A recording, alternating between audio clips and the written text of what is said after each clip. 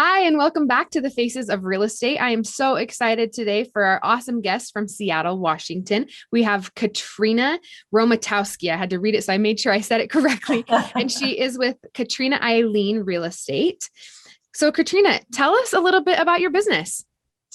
Well, we're a real estate brokerage. We're also developers and builders. And so what we have is a blend of investors and brokers who offer brokerage services to retail users. Very awesome.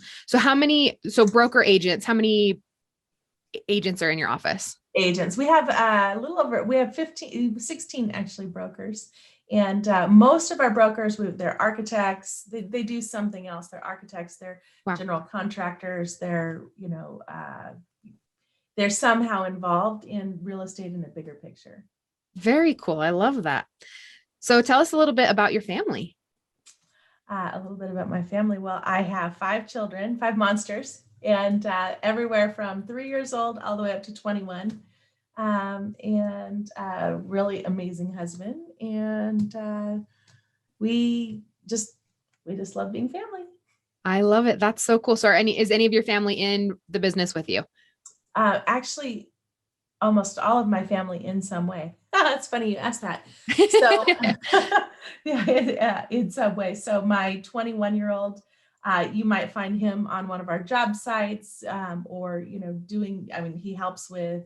He's a college student at SPU, so in Great. his off time, he does a lot of the running, errands, job site work. He's pretty much a jack of all trades. And he and my daughter Samira both grew up in real estate. So from a very young, I've been doing this for 22 years and he's 21. So from a very young age, they'd be in the car with me, they'd go to showings and they'd go the open houses. They're young kids and they could pretty much tour people in an open house. And my husband runs our acquisition and development side of things. And then my younger children kind of follow the 8, the 6, and the 3-year-old kind of follow in the footsteps of the older two, in that they often are with me at the office, or, this is the kind of career where you can include family. That's so fun. I love it. It's awesome. I come from a large family myself. And so I love that when you get to work together and you still like each other at the end of the day, it's a good thing. Right. Right. And some days you really love each other, and some days, yep, you just got to Some days I remember why I get to go to work. That's right. So that's awesome. I love it. Okay. I was looking at your website and some of the photos on there that you have of this community, of this area that you live in and get to serve, are incredible. It is so beautiful there. It is. It is. So we have everything from, we've got the mountains, the saltwater. Washington actually is the only place in North America that has all 5 climates. So we've got desert, we've got rainforest, we've got temperate, mountain, we've got it all. And Wow. So we've got beautiful islands, saltwater, Puget Sound, Lake Washington, huge freshwater lakes, and anything you want to do outside, you can do here. I love it. That's so cool. Last week we were flying home from a vacation and we ended up in my parents' pool and my sister was headed skiing. And so I love that you can do all of the things kind of at the same time, as long as you're close enough to them. Yep. So that's why I love Utah, but I love that. So what else can you tell us about your community? Well, I think the cool thing about Seattle is, some of the biggest names that about: Amazon, Microsoft, Costco, Nordstrom. I mean, it's just really a center for innovative thinkers, new products, new ideas, things that change the world. And so the other thing that's really noteworthy as well, there's all this great business that comes out of it. It's really built, the philosophy here is really one of that of giving. And so it's a really cool blend of values that we have here, which makes it a really nice place to live. Very cool. So tell me, before we get into what you do because I'm so excited to talk about it.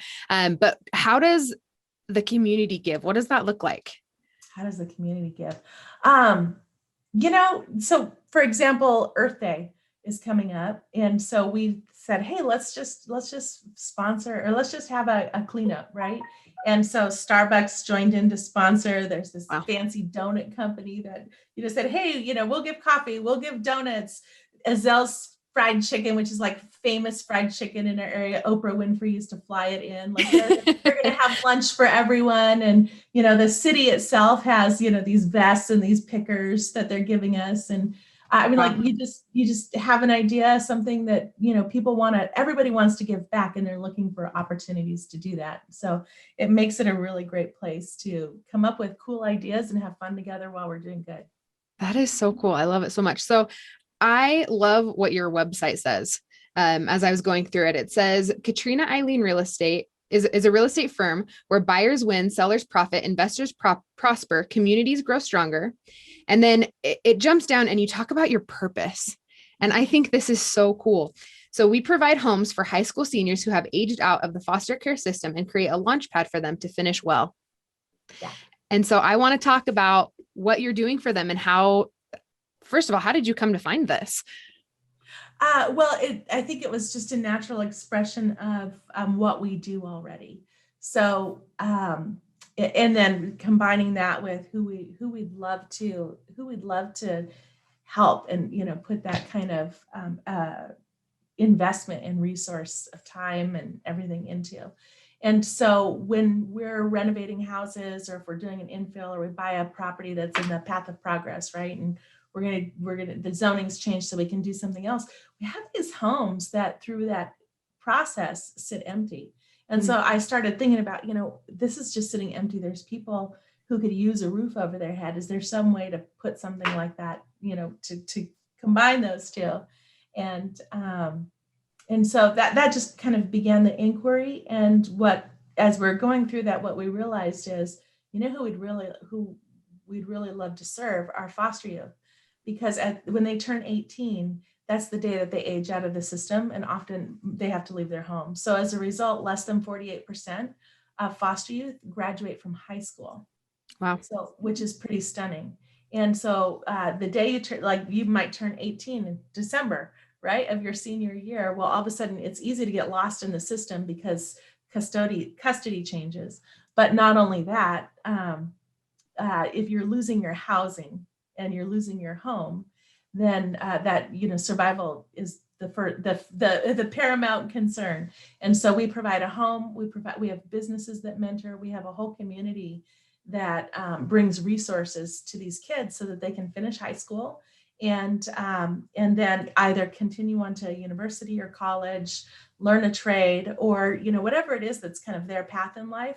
We can help equip them for that. So anything we'd want to do for our own kids, we don't turn our own kids out the day they turn 18. And not only that, but that's when sometimes the real work begins.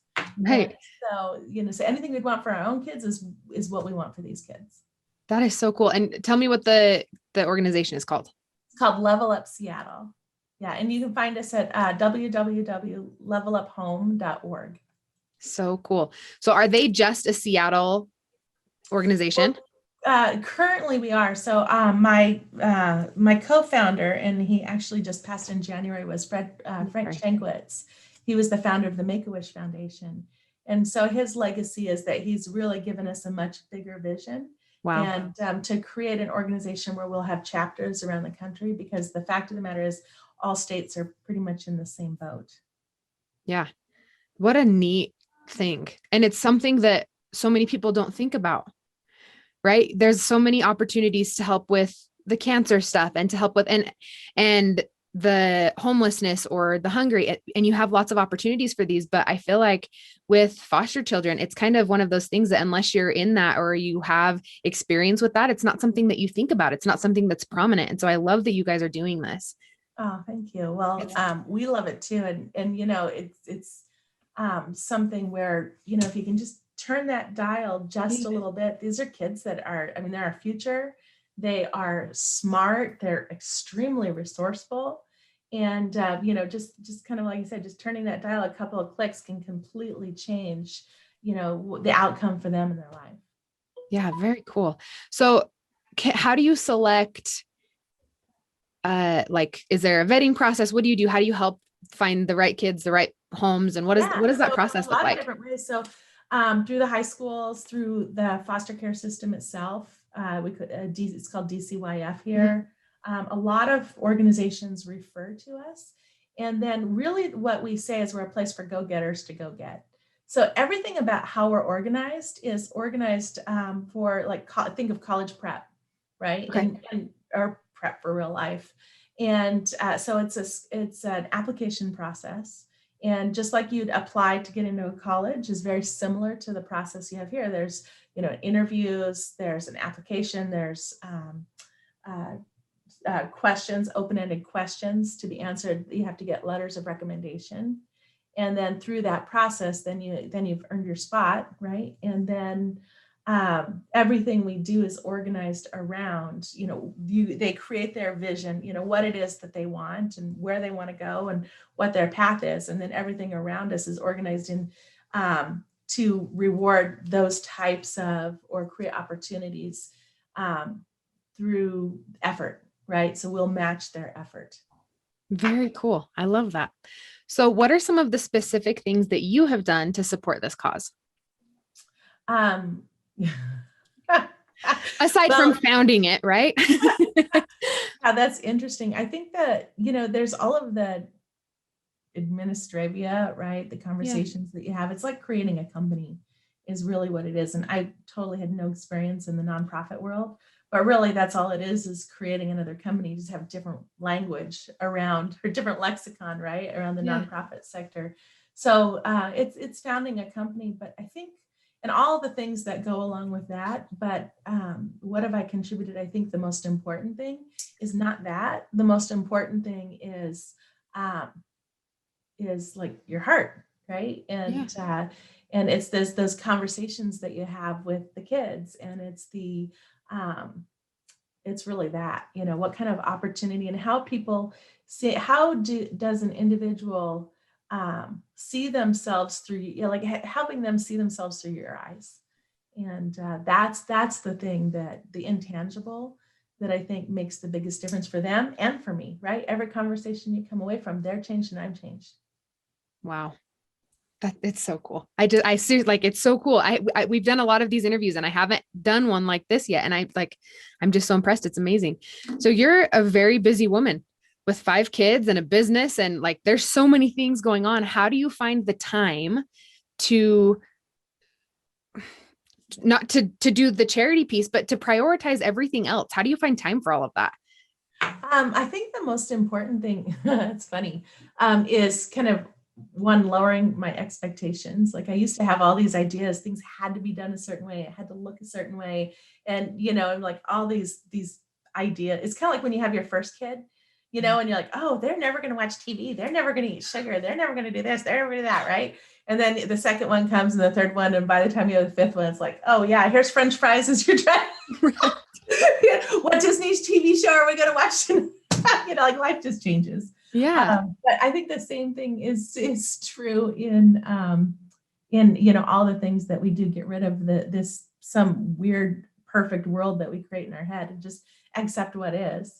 And so that's one thing. And then the other is I really don't do a whole lot. What I do is I have really great teams, and it's the people who, whatever that endeavor is, it's the people who that's their heart mission as well. That's their mission in life that come alongside and are a part of that. That's really, we all shoulder that. Yeah. Isn't it incredible when you find people that have that same passion as you, that can actually do the job better than you, that can just kind of run with it, and you feel comfortable with that, because then it gives you part of your life back and you can serve so many more people in so many different facets of your life, your family, your brokers, your team, everybody that's in your life. You kind of get that time back when you find those people. Yeah. So very, very cool. I love that. So tell me what the impact on the community that Level Up has had. The impact on the community itself. So, everybody wants to have, to be a part of something that's bigger than themselves. And I think the most important, our greatest longing in life is to love and be loved and be a contribution and, leave something in our wake. And so this really gives a lot of people the opportunity to do that. And so it's very fulfilling in that regard, but also the youth themselves. It's pretty cool to see them experience that and then be doing the same thing for the others that are coming along behind them, or who are new and applying to the program. So I think that's the biggest contribution is having a place where people get to have that fulfillment. Awesome. Okay, so what about with your company? What's been the impact with your company? Well, real estate's a game changer, man. And so, I come from nothing. And when you learn the rules of engagement in real estate, the finance, how it works, it kind of levels the playing field and creates all sorts of opportunities. And so, pretty much the sky's the limit of what you can accomplish and what you can do. And so the way that our company is structured and also the kind of the climate in our organization is they're all givers as well. And so what people end up doing is far more than they may have had a vision. Our brokers are able to accomplish so much more, increasing their portfolios, understanding real estate as an asset class.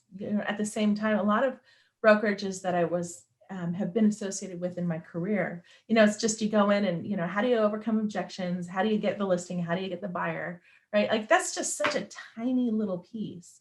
And if really we're looking past that and looking at how do we serve our clients, it's the whole world of real estate. And so everyone benefits. Very cool. I love that. So does your team do they have opportunities to volunteer within Level Up? Do they have opportunities where do they donate like a portion of their commissions? What does that look like within your team?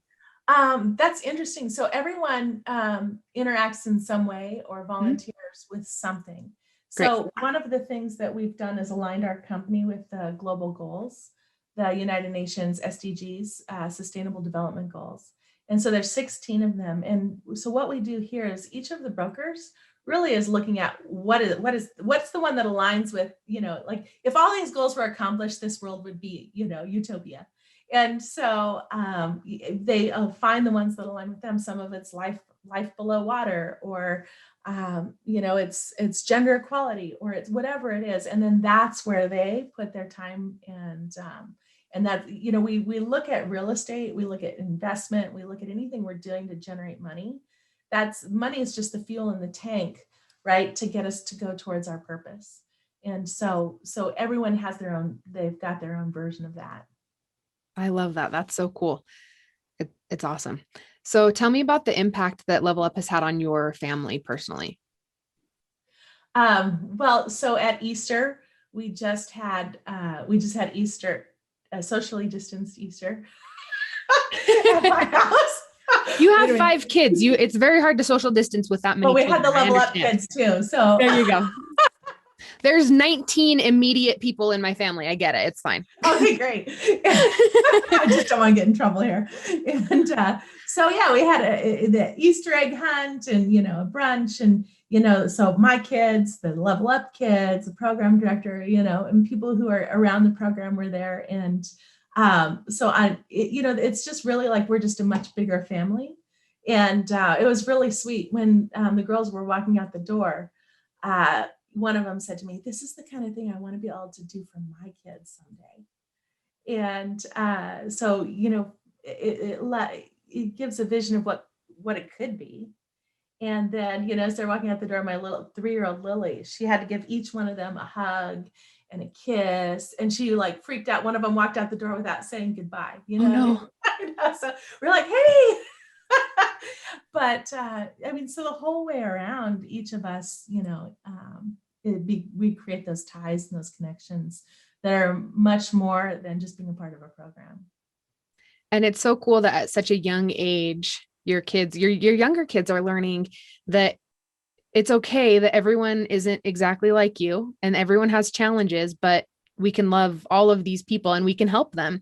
And so when you have those resources and you have any ability, including your time, there's something that you can give back. And so I love that you include your family and you had all of these people with Easter. That's a big thing. That's so cool. It was a lot of fun. And it's funny you say that because that's very much Frank Shankwitz. It's very much his philosophy is everyone can be a hero. Yeah. So when he was young, he had a movie that was made about him, Wishman. You can find it on Netflix, and you'll watch that movie and realize, he came from nothing. And Yeah. even when he was a kid with nothing, the message that his mentor gave him was, you can do something, right? Like, you see that widow over there, you can go fix her porch. There's always something we can do. Money's such a small piece of it, Mm-hmm. right? It's just such a small piece of it. And when you talk about, not everyone's alike, right? And that's okay. Our youngest, she's adopted, and like, it wouldn't ever occur to me, like, we're all just in this together, Yeah. and so, and that's an open adoption. And so, man, then our family really measured, because she's got a big family. But yeah, really. So when I was, gosh, I must have been in my early 20s. I remember driving along. I'm on the freeway driving along, and this person was like irritating me, like going so slow and just like being annoying. And I was like, and then a day later, I was following my grandma somewhere, and she's doing the exact same thing. But when she was driving that way, I'm laughing, and I think it's because I'm following her, and I'm kind of thinking it's funny, and I'm driving in a way that kind of, makes sure she's getting wherever we're going to lunch or something. But I had the realization, like, wait a minute, why did that person yesterday irritate me? And why does this person, oh, I think it's funny and it's cute, right? And so it's just the connection that I had with her. Yeah. And so, what if we actually expanded that our connection and viewed everyone that way, the same way, like I was viewing my grandmother, instead of being, irritating and annoying, right? Like, just pretend it's your grandma, right? And your whole experience is different. Yeah. That's so cool. So that's a really good segue into how do I, or what would your advice be to agents or brokers that want to serve and don't know how, or don't have the resources to start something as incredible as this? What are the resources that they can look at? Um, I was talking to one of the brokers, or actually it was on Facebook. He did a video, one of the brokers in my office, and he was saying, it's so simple. Call up your friends and just say, hey, what's going on? And what are you dealing with right now in life? And start there. I Right. love And it. so that's kind of your immediate, but the other place to look is, what have been your challenges in life, and what are the things that you've overcome that you're the most thankful or the most proud, right, that you've moved through. And whatever that is, that's your place to start. That could be your thing, or it may just be your place to start, where you start finding little glimmers to follow. Yeah. And I've found, and tell me if this is true for you too. I found that as I look for opportunities to serve, more and more and more opportunities present themselves. Yeah. Yep, that's absolutely true. Because as soon as you start thinking about it and talking about it and taking little actions, all of a sudden you find yourself in places where, there's a need to fill. Yeah. I love that. It's so cool. Okay. So what are your plans? What are the goals of Level Up going forward? So we just had a vision session, but the people who are involved had, like, we did this 10-year thing. If there's a newspaper to headline, Level Up is in the newspaper 10 years from now, what's the headline? And man, their visions were huge. Um, and so I don't want to diminish what it could be. The Yeah. one that I had is that we're in 3 counties, and actually have a home in each major city where we're operating. We've got the model in place, and it's growing from there. And by then we actually have the youth who've come through the system have come full circle, and now they're the ones giving back. So cool. That would be amazing. So, and I don't know how you guys track or calculate your numbers or what that looks like. And please correct me if I ask the question the wrong way. But how many homes or how many children have you served to this point? So we have 1 home, Okay. and we currently have 3 youth in it. We have space for 2 more, and we've had 7 through the program. Awesome. Very cool. And so what is your goal by the end of the year? How many homes and how many children are you I'd hoping love to to serve? have 1 more home, and then a total of 10. Okay. Awesome. And then I have to ask, because you're 3 counties, what's your goal in 5 years? Oh, in 5 years, I think Yeah. we'd love to have in King County, probably at least 10 homes, and then in Snohomish County, 4, and then in Pierce County, probably 4 as well. Okay, very cool.